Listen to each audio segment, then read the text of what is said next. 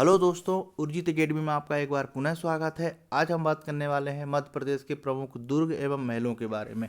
दोस्तों, काफ़ी महत्वपूर्ण टॉपिक है और इससे अक्सर प्रश्न जो है पूछे जाते हैं, चाहे वो पीसीएस के एग्ज़ाम हो या व्यापम के एग्ज़ाम हो, उसमें अक्सर ये प्रश्न आता है। दोस्तों, एमपीपीएससी की जो मेंस है उसमें भी ये प्रश्न आते हैं, तो उसमें प्रश्न की जो प्रवृत्ति है वो अलग होती है। उसमें पूछा जाता है कि मध्य प्रदेश के पर्यटक स्थलों के बारे में बताइए। तो दोस्तों, उसके तहत जो है हमें लिखना पड़ता है, क्योंकि अब यहाँ हम जो है प्री के हिसाब से जो है देख रहे हैं, तो इसमें अक्सर वन लाइनर प्रश्न आता है। उसमें 4 ऑप्शन होते हैं और उसमें हमें सही प्रश्न का जवाब देना होता है। दोस्तों, काफ़ी महत्वपूर्ण है, ये पहला भाग है। इसके बाद जो दूसरा भाग आएगा वो प्रश्नोत्तरी के फॉर्म में आएगा, यानी इसमें 4 ऑब्जेक्टिव होंगे, उसमें से एक जो है चुनना होगा। कम से कम 200 क्वेश्चन उसमें होंगे और ये महल, दुर्ग इस और गुफाओं से संबंधित होंगे। दोस्तों, काफ़ी महत्वपूर्ण है। मैं गुफाएं बता चुका हूँ, पर क्योंकि मैंने पहले भी कहा था कि मैं उसमें प्रश्न के फॉर्म में, ऑब्जेक्टिव फॉर्म में लेके आऊँगा, तो मैं उसके हिसाब से जो है अगला एक और वीडियो आएगा। तो चलिए दोस्तों, हम शुरू करते हैं। दोस्तों, अभी तक जिन्होंने चैनल को सब्सक्राइब नहीं किया है वो चैनल को सब्सक्राइब करें, साथ ही साथ बेल आइकन को जरूर प्रेस करें, जिससे मेरे द्वारा बनाया जा रहा है वीडियो का अपडेशन तुरंत पहुंचे। तो चलिए हम दोस्तों शुरू करते हैं। सबसे पहला क्वेश्चन है दोस्तों कि इको पर्यटन विकास बोर्ड का जो है गठन करने वाला देश का पहला एकमात्र राज्य है मध्य प्रदेश। यानी इको पर्यटन बोर्ड का अभी तक किसी भी देश, मतलब भारत में किसी भी राज्य ने गठन नहीं किया था, लेकिन मध्य प्रदेश पहला राज्य है जिसने इसका गठन किया है। दोस्तों, ये प्रश्न आया हुआ है, तो इसलिए बहुत ही महत्वपूर्ण है। अब चलिए दोस्तों, हम स्टार्ट करते हैं ग्वालियर के दुर्ग से। दोस्तों, जो ग्वालियर का दुर्ग है, किला है, उसका जो निर्माण है राजा सूरज सेन ने 525 ईस्वी में जो है करवाया था। अब इसके अंतर्गत इसमें जो है कौन कौन से हैं, तो इसमें आलमगीर दरवाज़ा, हिंडोला दरवाज़ा, गुजरी महल दरवाज़ा, चतुर्भुज मंदिर दरवाज़ा तथा हाथी फोड़ दरवाज़ा, इस तरह से ये 5 जो है बहुत ही महत्वपूर्ण जो है किले हैं इसके अंदर, है ना। ठीक है, तो कौन कौन से मैं एक बार फिर रिपीट करता हूँ। आलमगीर दरवाज़ा, हिंडोला दरवाज़ा, गुजरी महल दरवाज़ा, चतुर्भुज मंदिर दरवाज़ा तथा हाथी फोड़ दरवाज़ा, ये सभी मिला के जो है एक रत्न या जिब्राल्टर कहा जाता है। क्योंकि दोस्तों, ये किले इतने विशालता है, इनके इतने सुदृढ़ बने हुए हैं, इस कारण इन्हें भारत के किलों का सिरमौर कहा जाता है। ठीक है, क्या कहा जाता है, भारत के या किलों का रत्न या जिब्राल्टर कहा जाता है। ठीक है, अगला हम देख लेते हैं। यानी ये जो मैंने आपको बताया, इनमें से जो है कोई भी प्रश्न पूछा जा सकता है आपसे। ये जो आपको बताया मैंने, आलमगीर दरवाज़ा, हिंडोला, गुजरी महल, चतुर्भुज मंदिर और हाथी फोड़ दरवाज़ा, दोस्तों आपको याद रखना ही है, इसी से प्रश्न पूछा जा सकता है, पूछा भी गया है। आप प्रीवियस ईयर के क्वेश्चन देखेंगे तो ये पूछे भी गए प्रश्न है कि आलमगीर दरवाज़ा निम्नलिखित में से कहाँ है। अब अगर आपको पता नहीं है कि ये ग्वालियर के अंतर्गत आता है या ग्वालियर में है, तो फिर वो आंसर रॉन्ग हो जाएगा। तो इसलिए जो है हमेशा, अब आप इसमें से एक चीज़ देखिए कि जिसमें जितने भी आप आए हैं, इसमें सभी में दरवाज़ा है, यानी आलमगीर दरवाज़ा, हिंडोला दरवाज़ा, गुजरी महल दरवाज़ा, चतुर्भुज मंदिर दरवाज़ा और हाथी फोड़ दरवाज़ा। तो इस तरह से आप जो है इसको और भी इस तरह से आप याद कर सकते हैं। इसके अलावा एक आध दो दुर्ग और है जो दूसरे ज़िलों में हैं, जिसमें दरवाज़ा यूज़ किया गया है। ठीक है, तो आप उसमें थोड़ा सा जो है ध्यान रख के आप इसको आसानी से याद कर सकते हैं। चलिए हम अगला देखते हैं। गुजरी महल जो ग्वालियर में स्थित है, इसका निर्माण राजा मान सिंह तोमर ने अपनी प्रेमिका मृगनयनी के लिए करवाया था। ठीक है, ये दोस्तों ये प्रश्न पूछा गया है कि जो गुजरी महल है वो राजा मान सिंह ने किसके लिए बनवाया था, तो ये आपको ये भी याद रखना है, इसलिए सारी चीज़ें इसमें मेंशन है। बस आपको इसको 100 बार, 102 बार जो है आपको पढ़ना है। ये जो पूरा वीडियो है, इस पूरे वीडियो का अगर आप नोट्स बनाएंगे तो आप देखेंगे कि जो मध्य प्रदेश के दुर्ग एवं किले हैं, आपके पास एक अच्छा सा नोट्स आपके पास जो है रहेगा। और जब एग्ज़ाम की जो आखिरी समय होता है, 10 से 15 दिन, उसमें रिवीजन करने में बहुत ही आसानी होती है। ठीक है, तो हम बात कर रहे थे यहाँ पे गुजरी महल किले के बारे में। जो गुजरी महल है ये ग्वालियर में स्थित है, इसका निर्माण जो है राजा मान सिंह ने अपनी जो प्रेमिका है मृगनयनी के लिए करवाया है। ठीक है, अगला है मोती महल। दोस्तों, मोती महल ग्वालियर में स्थित है। जो सिंधिया वंश के राजा थे जीवाजी, ये वहाँ इसमें रहा करते थे, ये सुंदर उनका महल था। चलिए हम अगला देख लेते हैं। ग्वालियर में इसके अभी हमने जितनी बात की, चाहे हमने आलमगीर दरवाज़ा, हिंडोला दरवाज़ा, गुजरी महल दरवाज़ा, चतुर्भुज मंदिर दरवाज़ा, हाथीफोड़ दरवाज़ा, इनकी बात किया हुआ है, या गुजरी महल की बात की हो या मोती महल, इसके अलावा भी इसमें और भी मतलब इमारतें हैं जो कि वहाँ पर्यटक अक्सर जाते हैं। जैसे एक मान मंदिर है, ठीक है, तेली का मंदिर है, बहुत महत्वपूर्ण है। ये प्रश्न मैं काफ़ी बार पूछा गया है। अगर मैं ये कहूँ कि ये प्रश्न अगर 5 से 6 बार पूछा गया है तो इसमें बिल्कुल भी अतिशयोक्ति नहीं होगी। ठीक है, मैं यहाँ अतिशयोक्ति मतलब ये सब मतलब इसमें कोई हंसने का वो नहीं है। ये 5 से 6 बार प्रश्न आया हुआ है, आप देखेंगे चाहे पीसीएस का हो व्यापम का हो तो आया हुआ है। ठीक है, तो इसलिए आपको उसको विशेष तौर पर याद रखना है कि तेली का मंदिर कहाँ है। तेली का जो मंदिर है वो बेसिकली ग्वालियर जिले में है। इसके अलावा एक यहाँ है तेली का मंदिर जो है एकमात्र द्रविड़ शैली में बना हुआ मंदिर है। इस सबसे खास विशेषता है जो द्रविड़ शैली होती है। एक्चुअली क्या होता है, जो भारत के दक्षिण क्षेत्र के जो मंदिर हैं वो सारे मंदिर द्रविड़ जो है शैली बनावट उनकी अलग ही। आप देखेंगे एक प्रकार का नीचे से पहले चौड़ा होगा, ऊपर ऊपर जाते एकदम सकरा होता जाता है। तो इस दृष्टि से जो है ये तेली का मंदिर बना हुआ है। और ये तेली का मंदिर बेसिकली जो है कहाँ है, ये तेली का मंदिर जो है बेसिकली ये ग्वालियर जिले में है। ठीक है, और ये एकमात्र मंदिर है जो कि द्रविड़ शैली में बना है। ठीक है, कैसी शैली में, द्रविड़ शैली में। और इसके बाद जो है एक और महत्वपूर्ण क्वेश्चन है, वो है सास बहू का मंदिर। सास बहू का जो मंदिर है वो मंदिर जो है इसका निर्माण, ये मंदिर का निर्माण जो है 11वीं शताब्दी में हुआ है। ठीक है, कब हुआ है, 11वीं शताब्दी में हुआ है। इसको कछवाहा वंश के राजक महिपाल ने करवाया है। ठीक है, इसकी विशेषता ये है कि जो महिपाल थे वो भगवान विष्णु यानी सहस्त्र बाहु यानी विष्णु जी के बहुत बड़े भक्त थे। उसी के उसमें इन्होंने जो है ये किला ये मंदिर जो है सास बहू का मंदिर बनवाया हुआ है।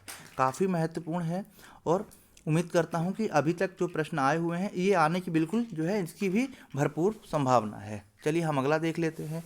अब हम देखते हैं किलों के उसमें जो है धार का किला की हम बात करते हैं। दोस्तों बहुत ही महत्वपूर्ण की है ये धार का किला। इसके तहत जो है हम देखते हैं कि इस किले का निर्माण जो है बेसिकली 1344 में मोहम्मद बिन तुगलक ने दक्षिण विजय के दौरान करवाया है। ठीक है, दक्षिण विजय के दौरान जो है मोहम्मद बिन तुगलक ने करवाया है। देवगिरी जाते समय जो है इसका निर्माण करवाया है। इसके बाद जो है इस किले के अंदर अब देखते हैं ये जो है ये जो पॉइंट अगला है, इस किले के अंदर देवी कालका मंदिर है जिसका निर्माण जो परमार नरेश थे यानी जो परमार वंश के जो राजा भोज वाले जो वंश थे उनके पूर्वज माने उनसे पहले 2 राजा पहले नरेश मुंज ने इसका निर्माण करवाया। किसने करवाया, राजा मुंज ने निर्माण उसका करवाया।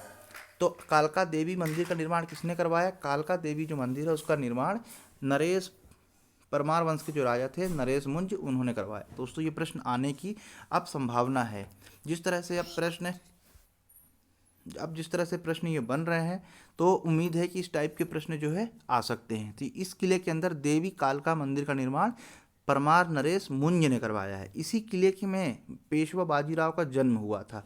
ठीक है, प्रश्न पूछा जा सकता है कि पेशवा बाजीराव का जन्म किस किले में हुआ है। तो दोस्तों पेशवा बाजीराव का जो जन्म हुआ है वो धार के किले में हुआ है।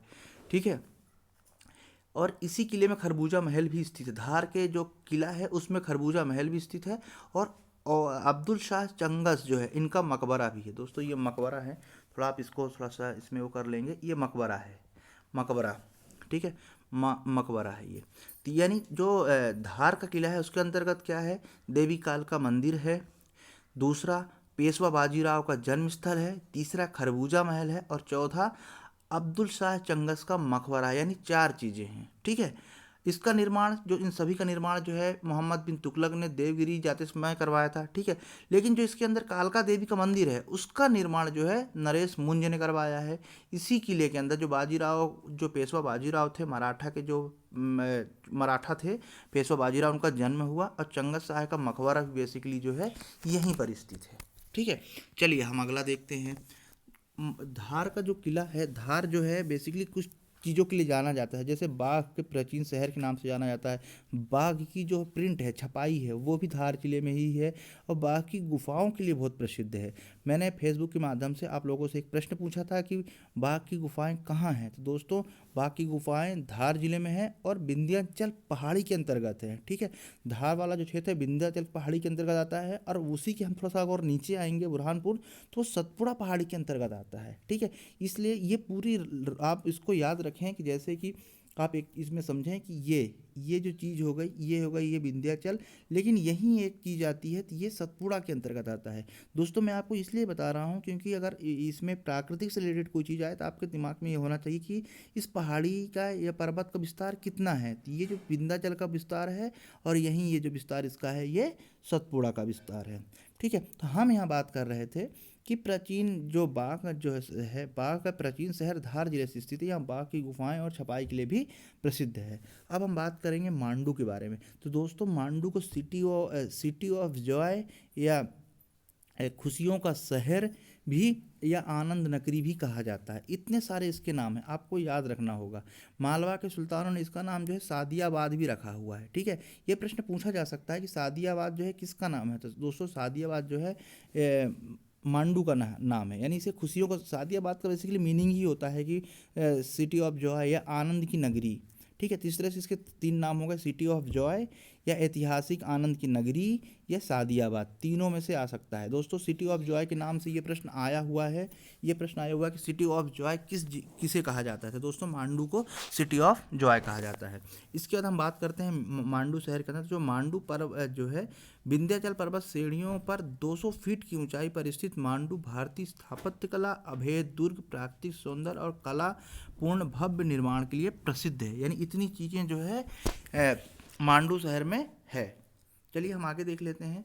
अब मांडू में कौन कौन से जो किले हैं, दुर्ग हैं, महल हैं, उनके बारे में हम देख लेते हैं। दोस्तों बहुत महत्वपूर्ण है। अगर हम पिछले पीसीएस की बात करें तो भी मांडू से जो है मांडू किले संबंधित एक प्रश्न आया हुआ है।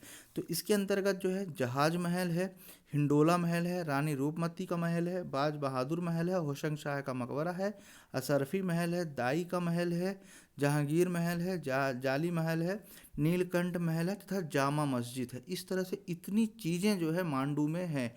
प्राकृतिक तो है ही है क्योंकि वो विंध्याचल की पहाड़ियों पर बना हुआ है, ये महल पहाड़ियों पर बना हुआ है।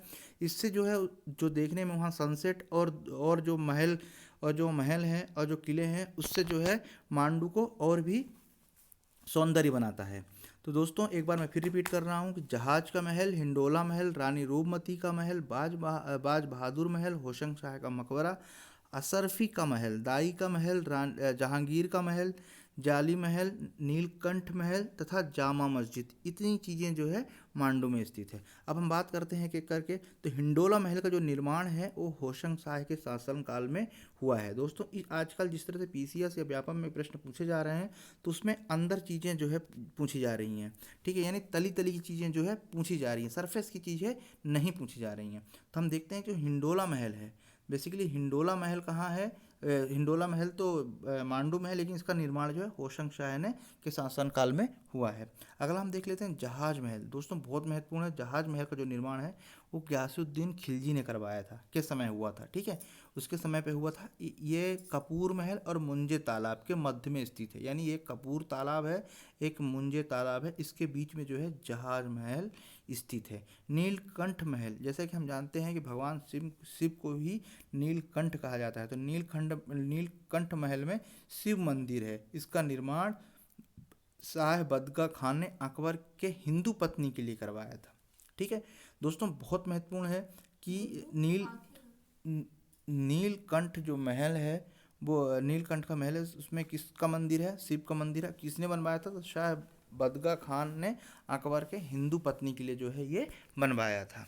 अगला हम देख लेते हैं रानी रूपमती का जो मंदिर है, महल है, इसका निर्माण बाज बहादुर ने करवाया था। दोस्तों जो बात कहते हैं कि जो रानी रूपमती थी बहुत ही सुंदर थी, और वहाँ से महल से ही जब तक वो नर्मदा जी के दर्शन नहीं कर लेती थी, जब तक वो अन्न ग्रहण नहीं करती थी, इसी के उसमें जो है बाज बहादुर ने रानी रूपमती का महल बनवाया है। अगला हम देखते हैं कि मांडू में ही जैन जो जैनों का ऐतिहासिक तीर्थ स्थल है, ये भी यहाँ भगवान सुपीर्थनाथ की पद्मासन मुद्रा में विराजित श्वेत वर्णी सुंदर प्राचीन प्रतिमा है। दोस्तों ये प्रश्न पूछा जा सकता है कि मांडू में किस जैन धर्म की जो है यहाँ पर प्रतिमा है। तो सुपर्थनाथ की जो है यहाँ पर किसमें पद्मासन में विराजमान जो है स्वर्णवर्णी प्राचीन सुंदर प्रतिमा है। इसके बाद हम अगला देखते हैं जो होशंग शाह का मकबरा। होशंग शाह का जो मकबरा भी है कहाँ है, मांडू में ही है। यह मकबरा ऐसा इतिहास में ऐसा है कि कहा जाता है कि भारत में मार्बल से निर्मित ये पहली कब्र है। ठीक है, भारत में निर्मित ये पहली कब्र है। मकबरा जो है बेसिकली जो अफ़गानी शिल्पकला की मतलब उसमें बनाया गया है, यानी अफ़गानी इसमें शिल्पकला का नमूना दिखता है। इसके बाद असरफी महल होशंग शाह द्वारा बनाया गया है। असरफी जो महल है वो होशंग शाह द्वारा बनाया गया है।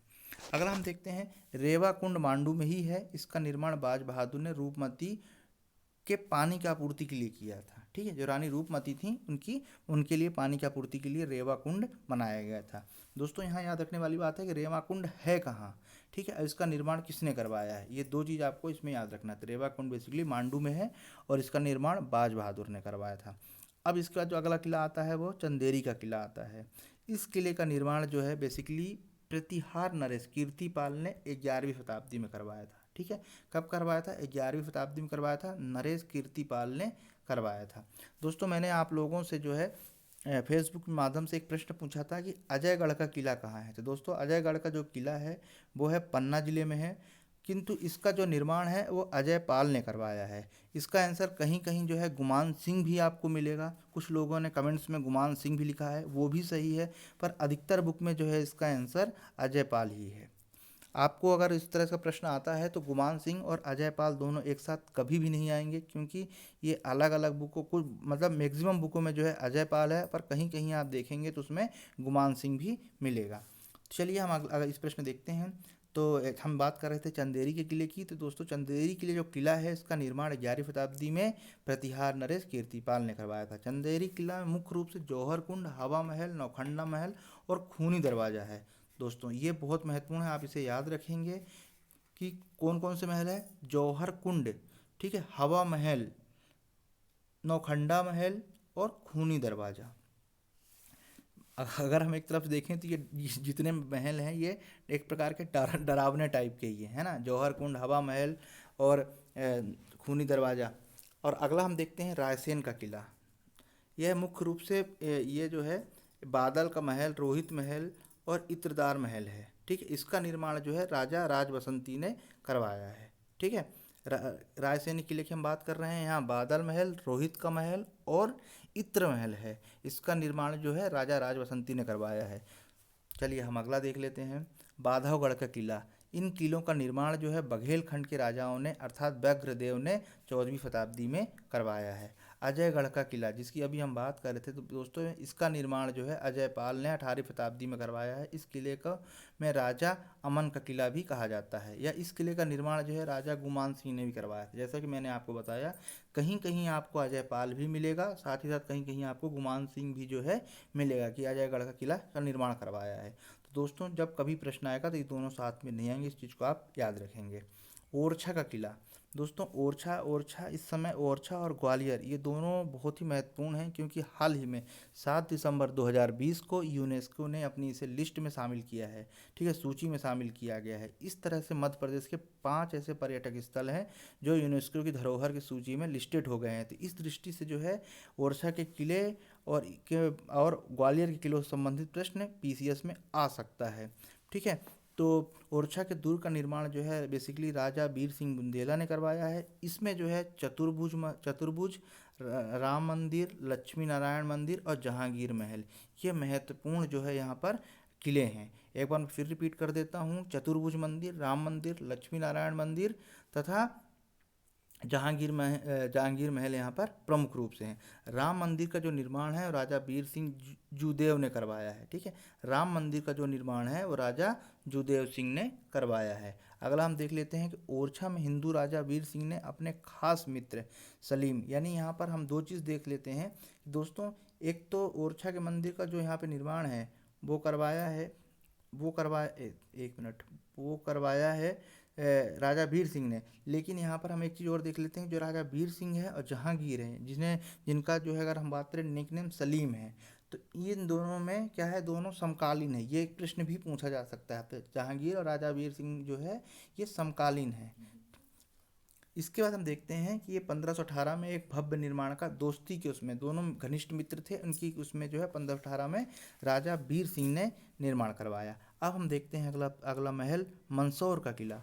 दोस्तों मंदसौर का किला अलाउद्दीन खिलजी ने 14वीं शताब्दी में जो है इस करवाया था। यहाँ 500 से पुराना जो है तपेश्वर महादेव का मंदिर है।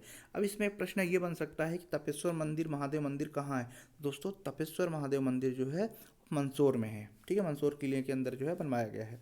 मध्य प्रदेश में हरदा जिले के हंडिया में ऐतिहासिक धरोहर तेली का सराय स्थित है, ठीक है, तेली का सराय स्थित है। तेली का मंदिर ग्वालियर में है, लेकिन यहाँ तेली का सराय की हम बात कर रहे हैं, इसलिए दोनों में डिफरेंस है। हम चलिए अगला देख लेते हैं असीरगढ़ का किला। दोस्तों असीरगढ़ का किला बहुत ही महत्वपूर्ण किला है। इसका ये जो है बेसिकली असीरगढ़ बुरहानपुर जिले के अंतर्गत आता है।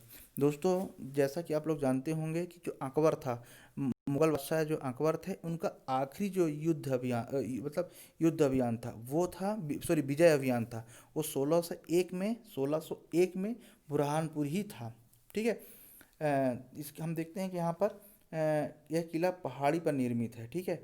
अब दोस्तों जो बुरहान असीरगढ़ है, असीरगढ़ बेसिकली जो किला बना हुआ है वो सतपुड़ा की पहाड़ी पर बना हुआ है, ठीक है, सतपुड़ा का जो पहाड़ी है उस पे बना हुआ है। इसका निर्माण जो है आसा नामक एक अहिर राजा ने करवाया है, ठीक है, आसा नामक एक अहिर राजा ने करवाया है। इस किले के अंदर आशा देवी की प्रतिमा और मंदिर भी स्थित है, यानी इस पे आशा नाम के अहिर राजा ने करवाया है। साथ ही इसके अंदर आशा देवी का मंदिर प्रतिमा यानी मंदिर भी है। इस किले को अभेद कहा जाता था, क्योंकि इसलिए कहा जाता था क्योंकि जो भी अगर भारत मतलब मध्य प्रदेश के अंदर जो भी राजा या जो भी शासक प्रवेश करता था, सबसे पहले उसको जो है असीरगढ़ का किला मिलता था, और जिसने भी असीरगढ़ का किला जो है भेद लिया, ठीक है, तो सीधे जो है पूरे जो खान देश कहलाता था उस समय पे, उसमें जो है उसका राज्य हो जाता था, ठीक है। तो इसीलिए जो है असीरगढ़ के किले को जो है दक्षिण का द्वार या कलोद या दक्षिण की कुंजी के नाम से भी जो है जाना जाता था। चलिए हम इसके देख लेते हैं आगे कि अकबर का अंतिम विजय अभियान असीरगढ़ के किले में ही है। इस किले में समय में गुजरात महाराष्ट्र दक्षिण उत्तरी आक्रमण से बचाने के लिए द्वार समझा जाता था, ठीक है, यही कारण है कि असीरगढ़ के किले को दक्षिण भारत का प्रवेश द्वार कहा जाता है, ठीक है। चलिए हम अगला देख लेते हैं। अब हम देखते हैं रायसेन का दुर्ग। तो दोस्तों इस दुर्ग का जो निर्माण है वो 16वीं शताब्दी में जो है 16वीं शताब्दी में राज बसंती ने करवाया है, बहुत महत्वपूर्ण है, राज बसंती ने करवाया है। यहाँ पर क्या है, यहाँ पर बादल महल, रोहित महल, इंद्र महल है। शायद दोस्तों हम इसके पीछे बात कर चुके हैं, लेकिन एक बार और हम देखते हैं। इस किले में 4 तालाब हैं जिन्हें शेष शाही तालाब भी कहा जाता है। दोस्तों ये प्रश्न आया हुआ है, क्या कहते हैं, शेष शाही तालाब भी कहा जाता है। चलिए हम अगला दोस्तों इस तरह से जो है यहाँ पर समाप्त हुआ, और उम्मीद करता हूँ आप लोगों को अच्छी तरह समझ में आया होगा। दोस्तों इसका अगला जो सेकंड भाग भी आएगा, और सेकंड भाग में ऑब्जेक्टिव क्वेश्चन होगा। दोस्तों चैनल को सब्सक्राइब कीजिए, लाइक कीजिए। अगर आपको लगता है किसी प्रकार की इसमें कोई डाउट है तो आप कमेंट्स बॉक्स में ज़रूर बताएं। नमस्कार।